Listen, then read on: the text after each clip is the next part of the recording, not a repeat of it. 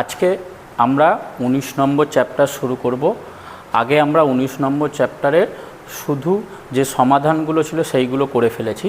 আজকে আমরা করব 19 নম্বর চ্যাপ্টারে যে লেখা অঙ্কগুলো আছে সেই লেখা অঙ্কগুলোর সমাধান। তো লেখা অঙ্কগুলোর সমাধান কিভাবে করতে হয় না, লেখা অঙ্কগুলোর সমাধান হচ্ছে কিছুই না, আগে আমরা যেটা করেছি 15 দাগের অঙ্কগুলো সমীকরণ গঠন করা ছিল সেটা থেকে সমাধান করেছি। এখানে আমরা আগে ওই লেখা অঙ্কগুলো পড়ে বুঝে নেব যে কি উত্তর বার করতে দিচ্ছে। যেই উত্তরটা বার করতে দেবে সেটাকে সাধারণভাবে আমরা এক্স ধরে নেব, ধরে সেই সমীকরণ যেটা হবে, যেটা অঙ্কটা বলে দিয়েছে বক্তব্য, সেটা থেকে বুঝে আমরা একটা সমীকরণ গঠন করব, করে তার সমাধান বের করব। যেমন বইয়েতেই যে অঙ্কগুলো কয়েকটা বইয়েতে করে দেওয়া আছে, আগে একের যে একটা অঙ্ক করে দেওয়া আছে সেটা দেখব, যেটা চাঁদা তুলে ওই 5 টাকা 10 টাকার যে অঙ্কটা। দেখো কি বলছে একেরটা, আমরা সবাই মিলে চাঁদা তুলে খাওয়া দাওয়ার জন্য ব্যবস্থা করব, তার জন্য আমার কাছে দুটো 100 টাকা আছে। তো দুটো 100 টাকা আছে মানে মোট কত টাকা আছে? 200 টাকা। ঠিক আছে, আমি শুধু এটা পড়েই দেওয়া আছে বইতে, আমি শুধু বুঝিয়ে দিচ্ছি। তাহলে আমাদের কাছে টোটাল কত টাকা আছে? টোটাল আমাদের কাছে আছে 200 টাকা আছে। ঠিক আছে, আচ্ছা এই 200 টাকাটা কি করতে বলেছে না, 200 টাকাটা বলছে আমরা 5 টাকা আর 10 টাকার নোটে ভেঙে নিতে চাইছি। 5 টাকা আর 10 টাকার নোটে ভেঙে নিতে চাইছি এবং এই 5 টাকা আর 10 টাকা মিলে নোটে ভেঙে টোটাল 32খানা নোট হয়েছে। কটা 5 টাকার নোট, কটা 10 টাকার নোট আমরা জানি না, তাহলে টোটাল 32টা নোট হয়েছে। এবার আমাদের উত্তর করে বের করতে হবে, সমাধান করে, যে 5 টাকার নোট কটা আছে আর 10 টাকার নোট কটা আছে। তাহলে আমাদের টোটাল 200 টাকা আছে, আর 5 টাকা আর 10 টাকার নোট মিলিয়ে টোটাল 32টা আছে। তাহলে আমরা যে কোনো একটা ধরে নেব। ধরি আমরা, তাহলে ধরে নিতে পারি যে ধরি 5 টাকার নোট এক্সট্রা আছে। ঠিক আছে, তাহলে 10 টাকার নোট টোটাল 32টা নোট, তাহলে 10 টাকার নোট কত থাকবে? তাহলে 5 টাকার নোট এক্সট্রা, তাহলে 10 টাকার নোট কত হবে? 10 টাকার নোট হবে 32 মাইনাস এক্সটি। ঠিক আছে, আচ্ছা এবার কি করব, এই যে 5 টাকার যে এক্সখানা নোট আছে সেই 5 টাকার এক্সট্রা নোটের মূল্য কত সেটা আমরা বের করব। কত টাকা মূল্য হবে? তা একটা 5 টাকার নোটের মূল্য কত? 5 টাকাই। তাহলে একটি 5 টাকার নোটের মূল্য, নোটের এটা বইতেই করে দেওয়া আছে, একটু বুঝে নাও। নোটের মূল্য হচ্ছে আমাদের 5 টাকাই। তাহলে আমাদের কটায় আছে? এক্সখানা 5 টাকার নোট, তাহলে এক্সটি 5 টাকার নোটের মূল্য কত হবে? 5 ইন্টু এক্স সমান 5x টাকা।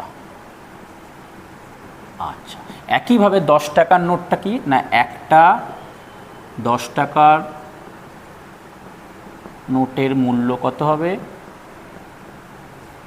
10 টাকাই। তাহলে আমাদের কাছে কটা আছে? 32 মাইনাস এক্স, তাহলে 32 মাইনাস এক্সটি 10 টাকার নোটের মূল্য কত হবে? 10 ইন্টু 32 মাইনাস এক্স টাকা। ঠিক আছে, এবার এই যে দুটো টাকা মিললো, এখানে 5x টাকা আর এখানে 10 ইন্টু 32 মাইনাস এক্স টাকা, এই দুটো মিলিয়ে কত? 200 টাকা। তাহলে আমাদের সমীকরণটা কি হবে? শর্তানুসারে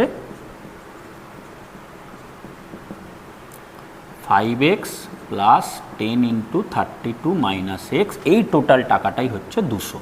এবার এইটাই আমাদের সমাধান করতে হবে, বইতে করেই দেওয়া আছে কি না, বা 5x প্লাস এটা গুণ করলে হয়ে যাবে 320 মাইনাস 10x সমান 200। আচ্ছা এই প্লাস 320টার দিকে এলে মাইনাস হয়ে যাবে, বা 5x minus 10x equal to 200 minus 320, বা এটা বড় সংখ্যা মাইনাসে আছে তাহলে বিয়োগ হবে, তাহলে মাইনাস 5x সমান এটাও 200 মাইনাস 320, তাহলে মাইনাস 120 হবে। তাহলে বা এক্স সমান হবে মাইনাস 120 বাই মাইনাস 5। এবার উপরে মাইনাস মাইনাস ভাগ করলে প্লাস হয়ে যায়, মাইনাস মাইনাসটা কেটে যাবে, আর 5কে 120 দিয়ে ভাগ করলে কত হয়? 24। তাহলে আমাদের এক্সের মান বেরিয়ে গেল 24। ঠিক আছে, আচ্ছা এক্সটা কী ধরেছিলাম? 5 টাকার নোট। তাহলে 5 টাকার নোট কটা হয়ে গেল? তাহলে 5 টাকার নোট হয়ে যাবে আমাদের, এক্সট্রা বেরিয়েছে মানে 24টি হয়ে যাবে। আর 10 টাকার নোট বেরিয়েছিলাম 32 মাইনাস এক্স, তাহলে কত হয়ে যাবে? 10 টাকার নোট 32 মাইনাস 24 সমান 8টি। তো এইভাবে হচ্ছে অঙ্কগুলো করতে হবে, আমরা বুঝে সমীকরণ গঠন করব, কোনো একটাকে এক্স ধরবো, এক্স ধরে সমীকরণ গঠন করব, করে তারপর তার সমাধান করতে হবে। বোঝা গেল?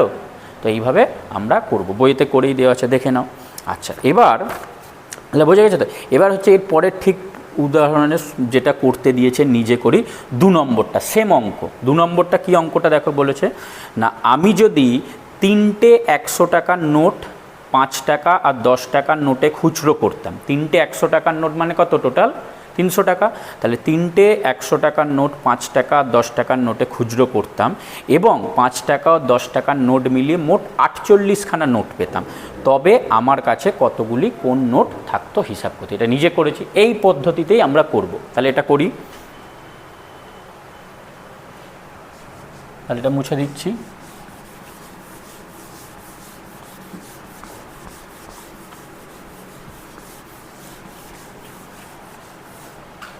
তাহলে আমাদের কি দিয়েছে অঙ্কটায়, মোট টাকা কত আছে, 3টে 100 টাকার নোট, তাহলে মোট টাকা হচ্ছে আমাদের কাছে 3 × 100 = 300 টাকা। ঠিক আছে। আচ্ছা, এবার এইটাকে কি 5 টাকা 10 টাকার নোটে ভাঙবো, তার মধ্যে টোটাল নোট বলেছে 48টা আছে। ঠিক আছে, তাহলে আমরা 5 টাকাটা ধরে নিচ্ছি। তাহলে ধরি 5 টাকার নোট আছে XT। ঠিক আছে, তাহলে 10 টাকার নোট কত থাকবে, তাহলে 10 টাকার নোট আছে টোটাল কত, 48টা নোট, তাহলে 48 - XT, এটা হচ্ছে আমাদের কাছে আছে। এবার এর মূল্যটা বের করব। তাহলে একটি 5 টাকার নোটের মূল্য কত, 5 টাকায়, আর আমাদের কাছে এক্সট্রা 5 টাকা আছে, তাহলে XT 5 টাকার নোটের মূল্য 5x টাকা। একইভাবে 10 টাকার করব, একটি 10 টাকার নোটের মূল্য সমান 10 টাকাই হবে। আর কটা 10 টাকার নোট আছে, 48 - X, তাহলে 48 - XT, 10 টাকার নোটের মূল্য 10 × 48 - X টাকা। এবার এই যে দুটো টাকা বেরোলো, এই একটা আর এই একটা, এই দুটো যোগফলই হচ্ছে আমাদের 300। তাহলে শর্তানুযায়ী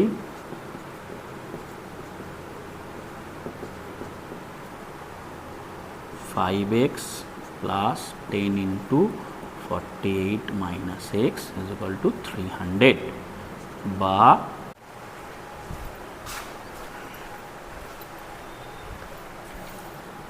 বা 5x প্লাস এটা গুণ করলে 480 - 10x = 300।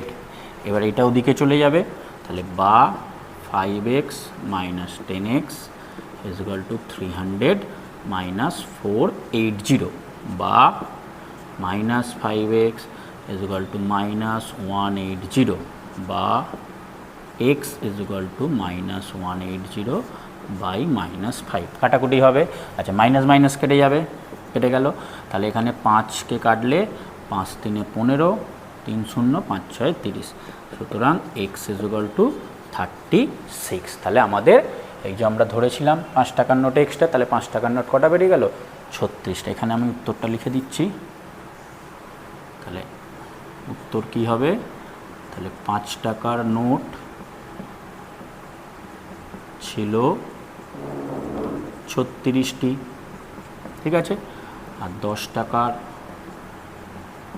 নোট ছিল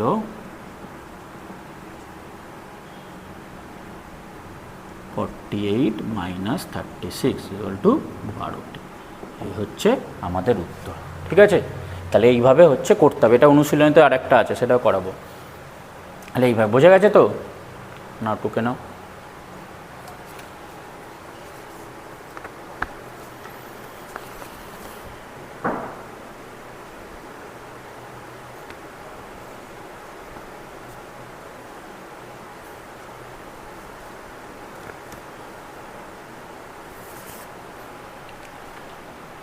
ঠিক আছে, এবার মুছে দিচ্ছি, এটা পজ করে টুকে নিয়েছো। আচ্ছা, এবার অনুশীলনের অঙ্ক করাবো। ঠিক আছে,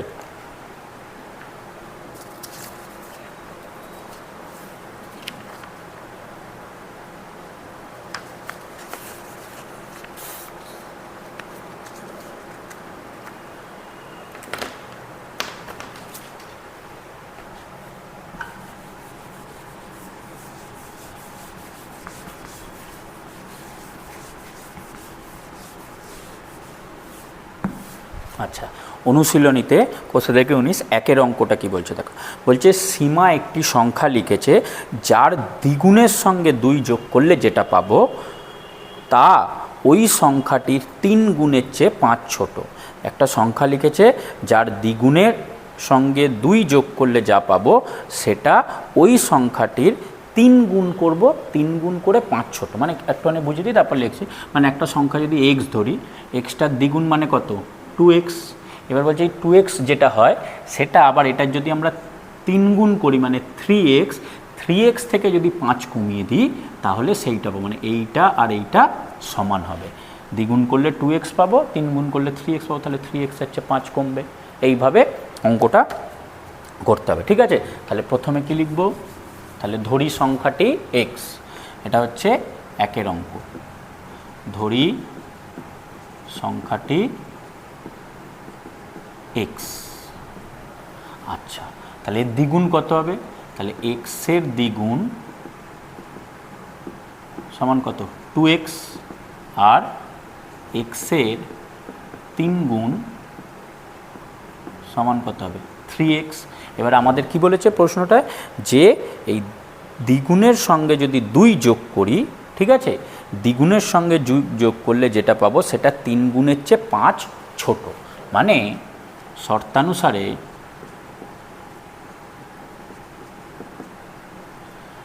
দ্বিগুণ হচ্ছে এটা, তাহলে 2x প্লাস 2, দ্বিগুণের সঙ্গে 2 যোগ করলে কত পাবো?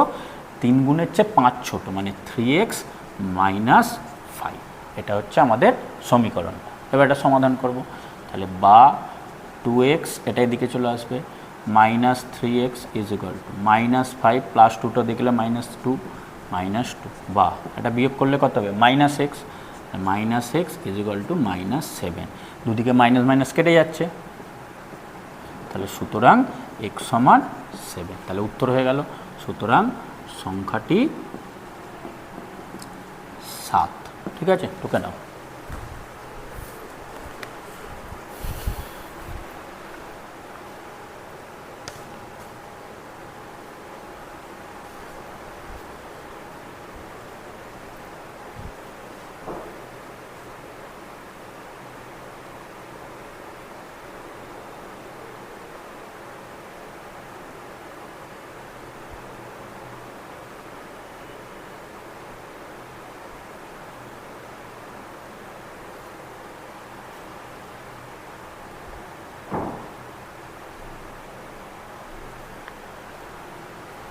আচ্ছা, হয়ে গেছে তো? এর পরেরটা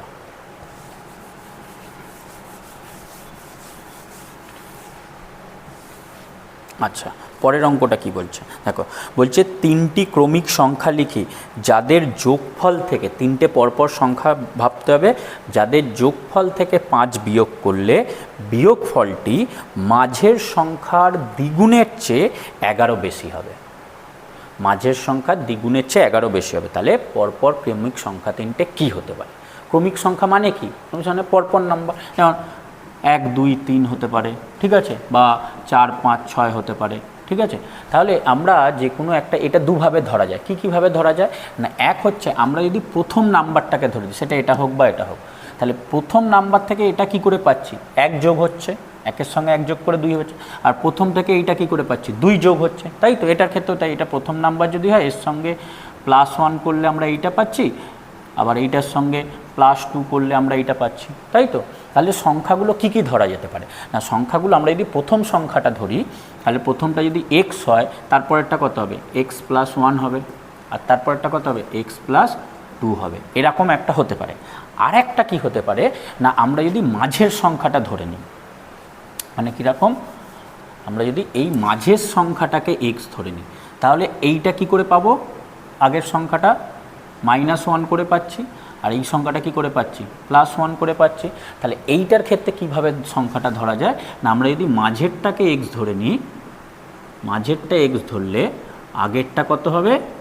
আগেরটা হবে x - 1, আর পরেরটা হবে হচ্ছে পরেরটা হবে হচ্ছে x+1। এইভাবেও কিন্তু ধরা যেতে পারে, আমরা এই নাম্বার ধরতে পারি অথবা এই নাম্বার ধরতে, যেভাবেই ধরি না কেন উত্তর কিন্তু একই আসবে, একই হবে। এটা ধরে করলেও হবে, এটা ধরে করলে হবে। এখানে আমরা মাঝেরটা ধরছি আর এখানে আমরা প্রথমেরটা ধরছি, ঠিক আছে। আচ্ছা, আমরা এইটা করার চেষ্টা করি, ঠিক আছে। এইটা নিজেরা বাড়িতে এইটা ধরে করবে, এটাও একই উত্তর বেরোবে। ওকে, আমরা তাহলে এইটা ধরে করব।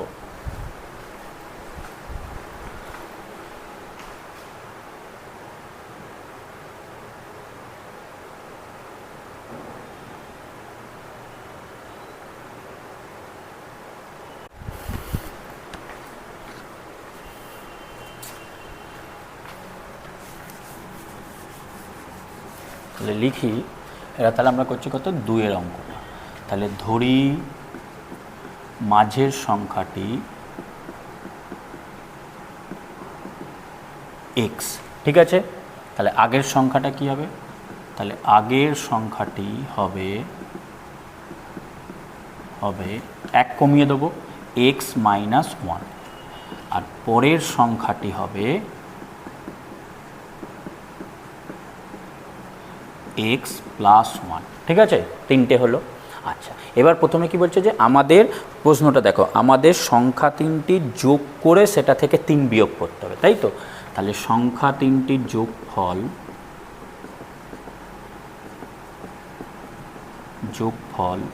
কত হবে, এই তিনটে যোগ করো। প্রথমটা x-1, x-1 plus x plus x+1 সমান, ব্র্যাকেট তুলে দিলে x-1 plus x plus x plus 1।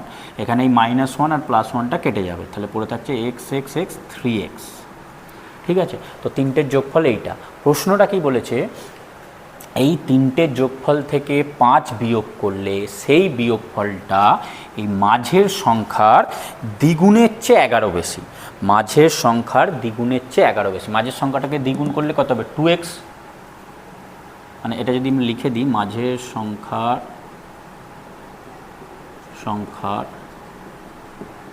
দ্বিগুণের চেয়ে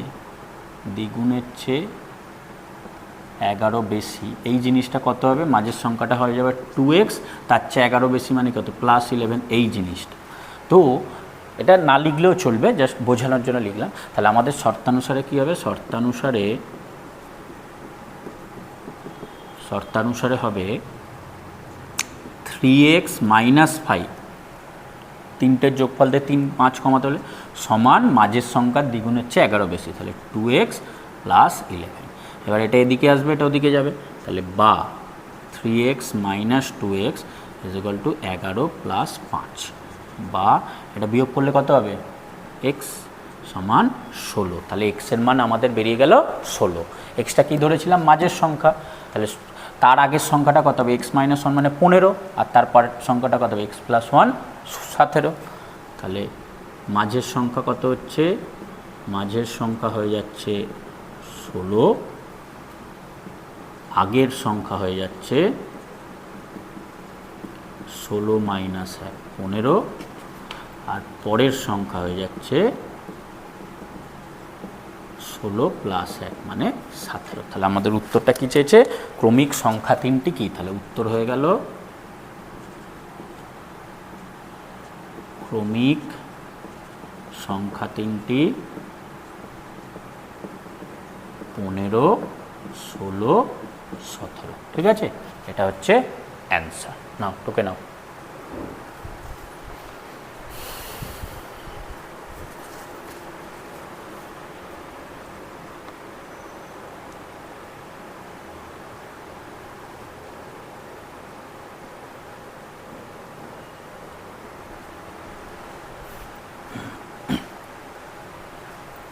হয়ে গেছে, পজ করে টোকা। এর পরের অঙ্কটা,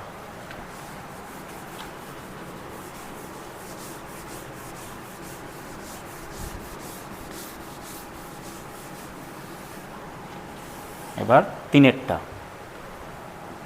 দেখো। 3-এর অঙ্কটা কি বলছে, আমি এমন একটি সংখ্যা খুঁজি যার 1/3 থেকে তার 1/4 1।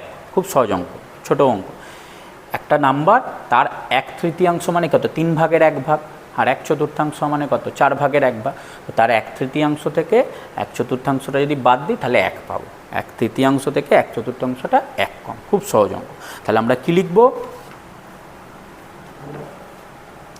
তাহলে ধরি সংখ্যাটি x, ঠিক আছে। এবার সংখ্যাটির 1/3 সমান কত হবে, x × 1/3 সমান x/3, আর সংখ্যাটির 1/4 সমান কত হবে, x × 1/4 মানে x/4। এবার আমাদের কি বলছে, সংখ্যাটির 1/3 1/4 হচ্ছে 1 কম, 1/3 থেকে 1/4 1 কম, মানে এটা থেকে এটা বাদ দিলে 1 পাবো। তাহলে শর্তানুসারে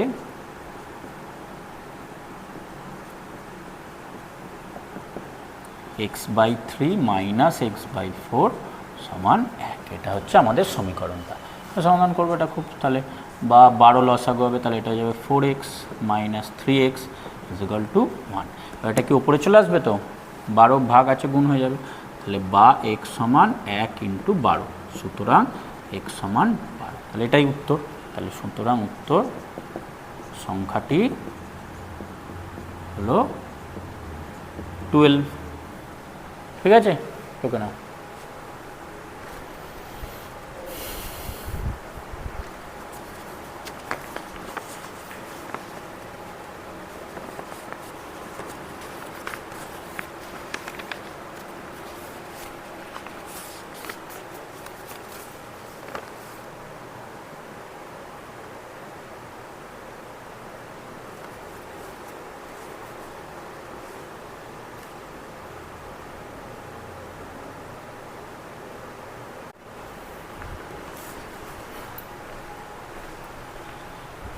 হয়ে গেছে তো, এর পরেরটা।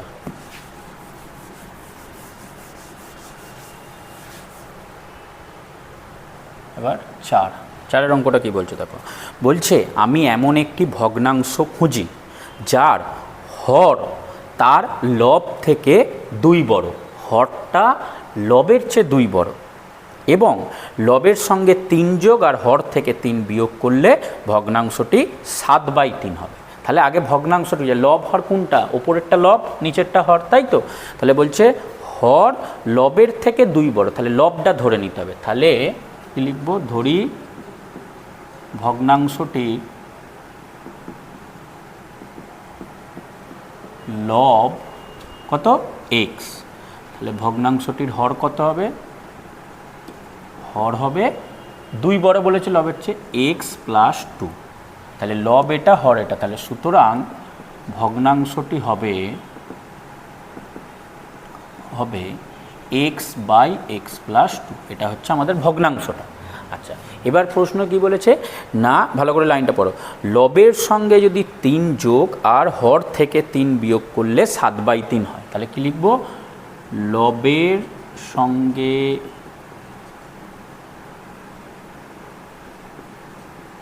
3 যোগ ও হর থেকে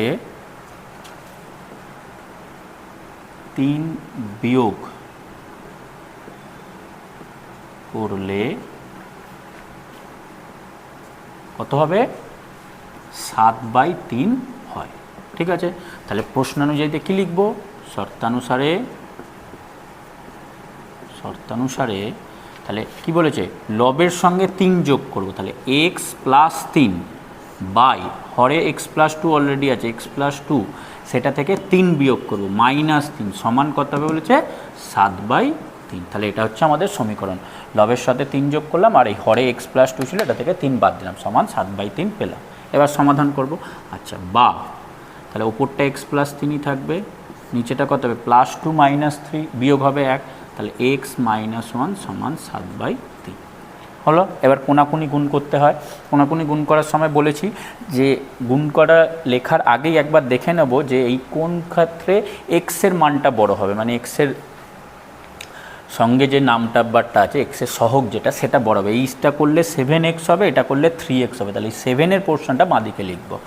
তাহলে বা 7 ইন্টু এক্স মাইনাস 1 সমান 3 ইন্টু এক্স প্লাস 3, বা 7x মাইনাস 7 3x প্লাস 9, এটা এদিকে যাবে, 7টাও দিকে যাবে, তাহলে বা 7x মাইনাস 3x সমান 9 প্লাস 7, বা 4x ইজিক্যাল টু যোগ করলে 16, বা x সমান 16/4 কাটাকুটি করলে 4, সুতরাং x ইজিক্যাল টু 4, 4 পেয়ে গেলাম। তাহলে ভগ্নাংশটা কী হবে? এই যে এখানে যেটা লিখেছিলাম, তাহলে উত্তরে কী হবে?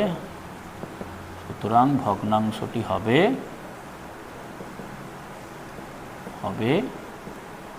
এক্সের মান পেয়েছি 4, মানে ছিল হচ্ছে x/x প্লাস 2 সমান 4/4 প্লাস 2 সমান 4/6, এটা হচ্ছে আমাদের উত্তর। ঠিক আছে, নাও টুকে নাও।